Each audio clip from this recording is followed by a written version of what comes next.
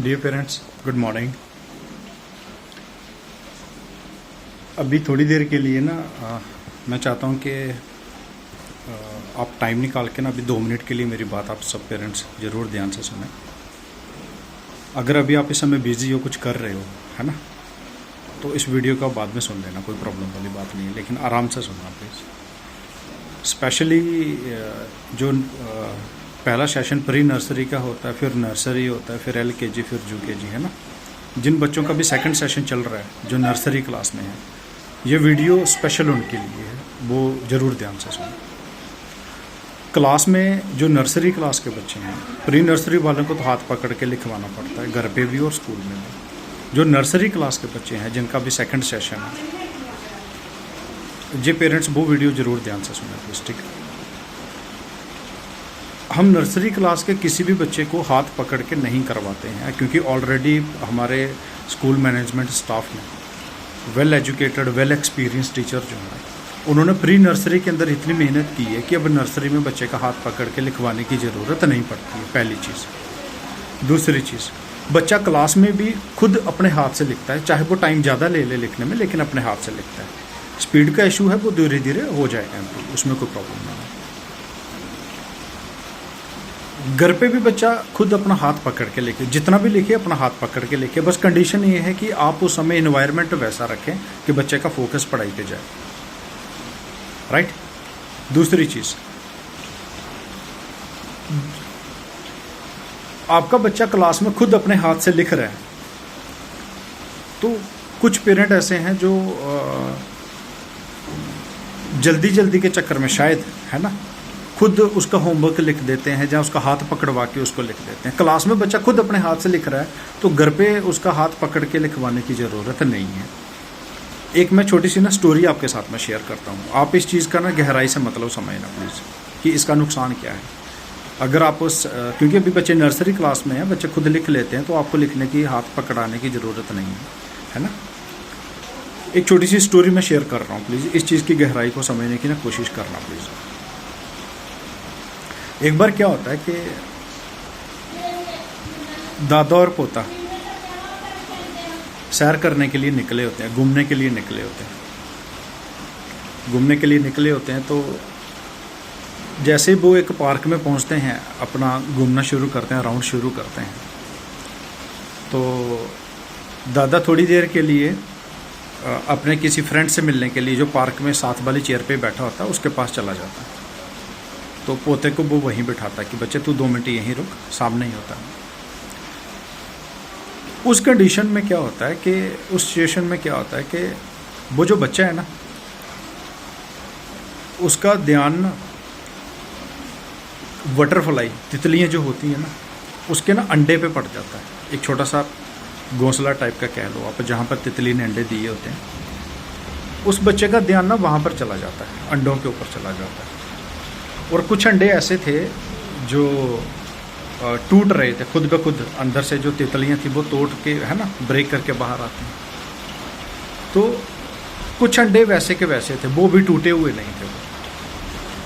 तो वो बच्चा था उसको पता नहीं था, उसने अपने हिसाब से उसने ये सोचा कि चलो मैं बाकी वाले अंडों को तोड़ता हूँ, मैं हेल्प करता हूँ इनकी तितलियों को।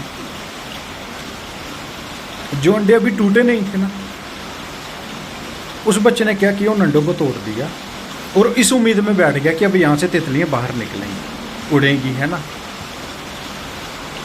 लेकिन थोड़ी देर के बाद क्या देखता है कि वो अंडा जब वो तोड़ देता है ना, तो तितलियाँ मर जाती हैं वहाँ से। जब वो बाहर निकलती है ना, तो तितलियाँ मरी हुई बाहर निकलती हैं। तो वो बच्चा रोने लग जाता है ये देख। जब वो ये देखता है कि ये रोने लग गई हैं, सॉरी मतलब कि मर गई हैं, तो बच्चा रोने लग जाता है। जब इतनी देर में क्या होता है कि उसके दादाजी तो पास में थे, तो वो देखते हैं उसको, पास आ जाते हैं, बच्चे क्यों रो रहा है। फिर वो अपना ना सारा सिचुएशन बताता है कि मैंने अंडे देखे, मैंने सोचा कि मैं इनकी हेल्प कर दूं ताकि ये बाहर आ जाएंगी, इनको कुछ करना ना पड़े, लेकिन ये तो मर गई। मैंने तो सोचा था कि ये बाहर निकल जाएंगी, उड़ जाएंगी, मैं देखूँगा इनको उड़ते हुए, लेकिन ये तो मर गई मेरे से। मुझे लगता है मैंने मार दी है इनको, लेकिन ये तो उड़ी नहीं। जो खुद अंडा तोड़ के बाहर निकल रही थी, वो तो उड़ रही हैं अब, है ना। अच्छा लग रहा है उनको देखने में, लेकिन ये तो उड़ ही नहीं रही, ये तो ऐसा लग रहा है मर गई जैसे वो। तो वो रोने लग जाता है, बच्चा रो रहा होता है। अब होता क्या है वहाँ पर कि पोते को समझ नहीं आता, वो बेचारा कंफ्यूज हो जाता है ना। लाइफ में ऐसा होता है ना कि जब हम अपनी तरफ से कुछ अच्छा करने के लिए जाते हैं, कुछ अपने हिसाब से, अपनी सोच के, अपने विज़न के हिसाब से करने लग जाते हैं, वैसा नहीं हो पाता तो हम कंफ्यूज हो जाते हैं ना, थोड़ा मतलब ये कह लो कि थोड़ा सा डिप्रेस भी फील करना शुरू कर देते हैं। तब दादे ने ना, तब उसका जो दादाजी थे ना, उसके ने ना पूरी बात समझाई उसको, बच्चे को, बच्चे तुम्हें ऐसा नहीं कर रहा था, तुम्हें अंडे को नहीं तोड़ना चाहिए था। कहता क्यों? पोता पूछता उससे क्यों? फिर वो पूरी बात बताता कि बच्चे जब तुम अंडा तोड़ रहे थे ना, तो असल में तुम्हें अंडा तोड़ना नहीं था। जब तुम अंडा तोड़ रहे थे ना तो वो अंदर ही मर गई, लेकिन बाकी वाली जो अंडे थे, कुछ अंडे और भी थे ना, जो अंडे थे वो, जब वो खुद टूटे अंडे, तो वहाँ से जो तितली बाहर निकल गई उसने उड़ना शुरू कर दिया। लेकिन जिसको तूने तोड़ा वो तो मर गई है ना। अब इसका रीज़न क्या, कारण क्या, वो दादाजी ने ना पूरा समझाया उसको। बात ये समझाई कि बच्चे जब वो तितली अंदर थी ना, अंडे के अंदर थी ना, तो वो अपने पंख खोल रही थी।